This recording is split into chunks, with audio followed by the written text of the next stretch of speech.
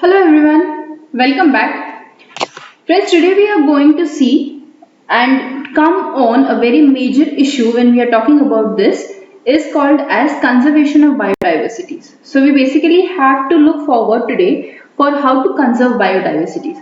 Now you might be thinking that it is very easy when we are talking something about conservation of biodiversity because it is the very pronounced, very famous statement that you should protect the environment, you should plant more trees, you should not kill animals, you should conserve them, you should preserve them, you should look forward for the hotspots area, what we have seen earlier, etc. etc.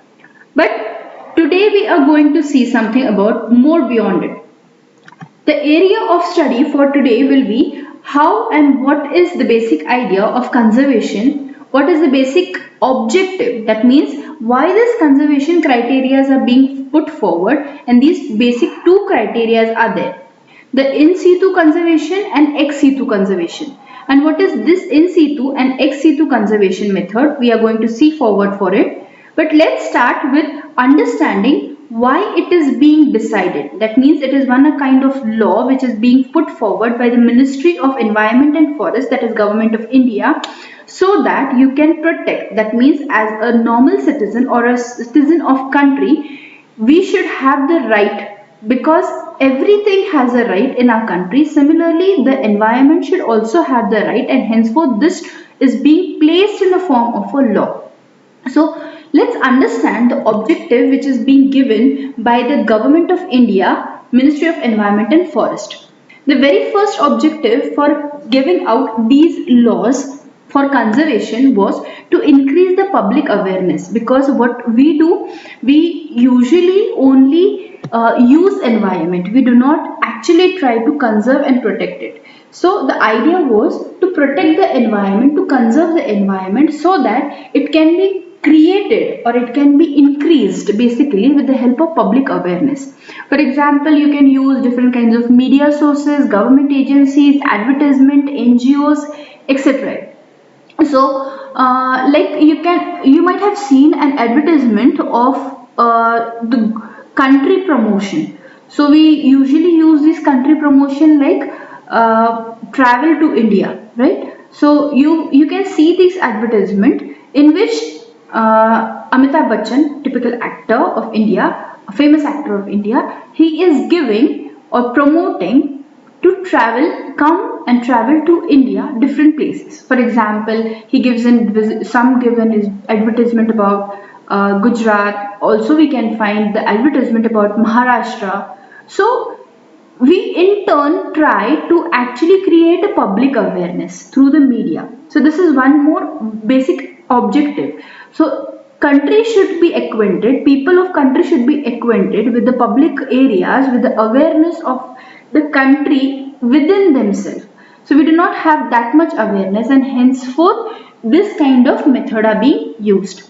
The second one important is so that the strict rules can be followed, because we know when even we try to go to any particular area, it becomes a very important criteria that we should not harm the plants and animals over there, because they are very rare in its sense, they are becoming rare, they are becoming extinct, and it becomes our duty as a citizen of country that we should protect the animals and plants over there. We should protect and preserve the old and new flora and fauna also. So, to protect the nature, to protect the habitat, because it is becoming critically endangered, threatened, and rare species, as we have seen in some past lectures, we have the job to protect these three different kinds of species, because finally the production of component, which is called as a technological component, is increasing day by day, due to which the pollution is creating. And what pollution is doing, it is of course indirectly or directly affecting our environment, and major idea will be to reduce this pollution component.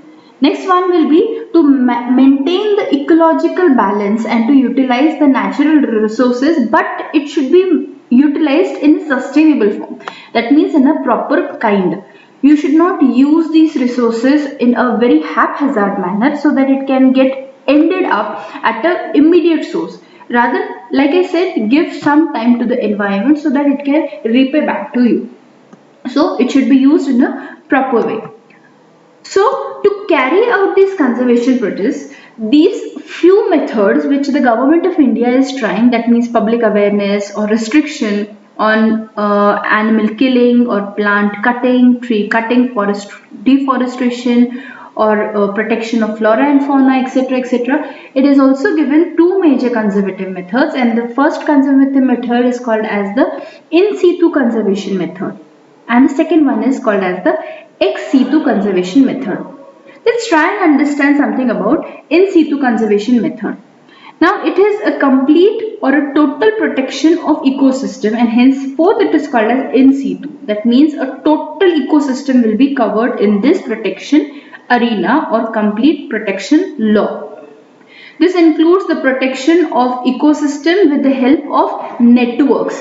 Networks in a sense, some kind of NGOs are being involved in it, some kind of social societies are being involved in it, and they try to protect the area with the help maybe laws, maybe some programs, maybe some issues which can help the people around there to get acquainted with the problem of the area or the species. Henceforth, it is called as a networking system.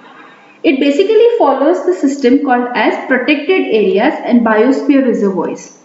Now, what is protected areas? These are the areas, especially you can call it for the land areas or sea areas, which are dedicated to protection of biological diversities. That means whatever the naturally occurring species are there, which are biological in nature, that means plants or animals which are present on the land and the sea, should be protected, first thing. Secondly, they are associated with more cultural factors. That means we basically have some of the cultural ethics when we talk about these factors.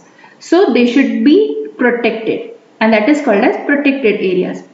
Now, when we talk something about the protected areas, that means of course it will be coming under the legal factor. That means it will be taken over, or strict action will be taken over if this protected area or these areas are being harmed, or these animal species or plant species are being harmed in the areas, and this is a legal right. For example, we usually create national parks for it, or wildlife sanctuaries for that case. So this is one of the monitoring system. Okay, so creation of wildlife or natural parks is one of monitoring system which comes in protected areas. So if you want to have a very clear idea, it should be that 37,000 of such protected areas are being created right now in worldwide, and India itself is having 581 protected areas, that means national parks and wildlife sanctuaries. So if you go for the recent searches, you can find that that means country like India have 103 national parks and 554 wildlife sanctuaries. Now you should always keep in mind when I'm talking about these numbers is because these are the most probable questions being asked ever. You can find these questions again and again. Also, sometimes you can find the questions like which was the first national park of the country. So you should have a very clear idea about it. Okay. So the first national park of the country was established in 1936. Now we popularly know this park as the Jim Corbett Park, Jim Corbett National Park, which is of course present in Uttarakhand. And like we have talked about in an earlier lecture about one-horned rhinoceros. So this was one of the animal which for past few years could be found in the Uttarakhand region, but right now it is not present over there. So this is right now called as Jim Corbett Park, but it was first when established it was called as Haley National Park. Okay, so it is being renamed as Jim Corbett National Park of Uttarakhand in 1936. The second one, let's try and understand about the ex situ conservation. So when we are talking something about the ex situ conservation, it means we are talking about, when we are talking something about the biosphere reservoir, we are talking about the area or idea protection. That means we are talking about typical area protection. Now, how do we call about the area protection is, we usually, that means the government of India has created three zones, and these three zones are being created and defined on the basis of the use, the animal species, the plant species present, and what kind of relation does it have with our cultural system. Okay, let's make it very simple first by understanding the zones. So we have created three zones. The very outer zone will be called as a transition zone, the central zone will be called as a buffer zone, of course, and the core zone will be called as a the central zone will be called as a core zone. Now you can see that I've given it in a very three different color pattern. Why? Let's try and understand one by one. The very first zone, that is the core zone. So we'll go with the center part and then we'll move outside. So the very first part, that is called as the core zone, is also called as the natural zone. Okay, reason is because it compromises some of the species, the central part itself. So you can consider that this is one kind of forest area, and this forest area is being divided into three zones, and we are talking about the very central zone of the forest area, which is called as the natural zone or the core zone. And this is one of the area where you can find huge number of rare species, ethnic species, that is species which cannot be found everywhere. Similarly, it is one of the undisturbed area. That means legal protection यहाँ पे बहुत ज़्यादा होता है. यहाँ पे अगर कोई illegal काम होता है तो काफ़ी ज़्यादा strict action लिए जाते हैं. So one is not allowed to cut plants over there or kill animals in this area because it is declared to be one of the endemic areas or rare areas. The second area, that means outer area of the covering area to the core zone, is called as a buffer zone, and this core zone is being protected by actually buffer zone because it is the area which allows some kind of research, educational activities to take place so that human does not enter into the core zone and the species over here remains protected. So we are being allowed to be in this part, that is called as the buffer zone, and henceforth it is called as buffer because it is basically a link between a core zone and a transition zone. So whatever the research or whatever the strategic or whatever the plans, educational plans or activities you want to do, you can do it in a buffer zone only. The third and last part, that is the outermost part of the zone, is called as a transition zone. And when we talk about the transition zone, like I said, it is somewhat a very close by to the buffer zone. It means that over here you can do a cropping or forestry. Also, economic development projects can be taken in hand in this transition zone. That means local people can live in this area, in this zone, and henceforth they can do a cropping which can allow them to pass on into a buffer zone only. Okay, so this is something called as a transition zone. Now let's talk something about the ex situ conservation. Ex situ conservation includes something like we have seen in our earlier part, back part, that we are talking something about the national parks and wildlife sanctuaries when we are talking about the protected areas. Okay. Similarly, when we talk about something of ex situ conservation, we talk about the botanical gardens. Okay, botanical gardens, zoos, conservation methods. Of course, these conservation methods will include the protection of rare and ethnic genes, pollens, seedlings, which includes tissue cultures also. That means you can find that these all activities will take place in somewhat a transition zone and in buffer zone. Okay.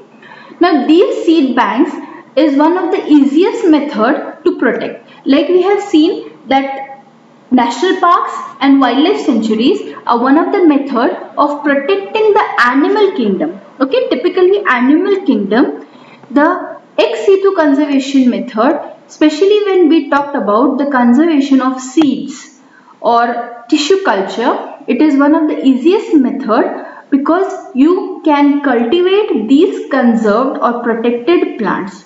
Reason is because they are protected or conserved at the lowest temperature. That means at very cold temperature, in cold rooms, a process is being carried out, and these species are then, or these seeds are then protected, so that whenever you are willing to crop a plant of this rare kind of species, for example consider like exotic plant of orchid, so you can find that these plants will, the seeds of these flowers will be protected in the cold rooms at one particular kind of, through one particular kind of process, which will be called as genetic rearing or genetic engineering. And whenever you feel, or whenever it is appropriate condition for the plant to grow, this seed will be planted, reared, and finally you will get back again the plant zone.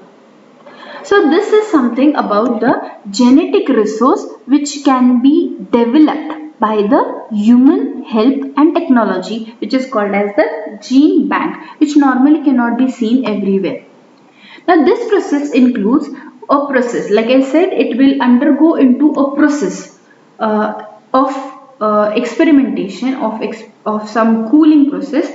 It is called as in vitro conservation, or it is also called as cryopreservation. So you should keep these concepts very well in your mind, because this is the question asked frequently, that what do you mean by cryopreservation, or when is the method of cryopreservation or in vitro conservation is being used, or else sometimes the question is also being raised that what is the temperature at which the cryopreservation is being carried out, what is the chemical in which the cryopreservation is carried out. So basically it is carried out in the liquid nitrogen at minus 196 degrees Celsius, and it is done at ultra low temperatures. So it is called as ultra low temperatures because one can consider that what might be the freezing point, because minus 196 degrees Celsius itself is very freezing, and when you are using liquid nitrogen, so liquid nitrogen has the property of cooling property, very fast cooling property, so it helps in dehydration process. So that is done. So it is done by either swift cooling, that means storing the seeds, or maybe a gradual cooling, that is, so it helps to save the plants like potatoes especially. So this is something related to when we are talking about the conservation method. So you should always keep in mind that conservation method basically are of two kinds, that is ex situ and in situ. In situ includes something of when we are talking about the national parks, wildlife sanctuaries, and when we are talking about ex situ method, that means we are talking about the culture method which is being used with the help of human technology developed, that is called as in vitro conservation. So ex situ means आपको आपकी method use करके, आपकी technology जो human ने develop की है उसको use करके हम प्लांट्स, एनिमल्स और जू कंपोनेंट्स को प्रिजर्व कर सकते हैं. On another hand in situ का मतलब होता है नेचर को प्रोटेक्ट करना, उसे ज्यादा हार्म नहीं करना. प्रोटेक्ट कैसे करना है, तो सिर्फ एक रेयर डिविजन फॉर्म तैयार करना है, 3 जोन तैयार करने हैं, वहां पे आपको टेक्नोलॉजी का यूज नहीं करना है, और एक C2 में आपको टेक्नोलॉजी का यूज करना है. So I hope you people have understood this lecture. Till the next lecture, study hard.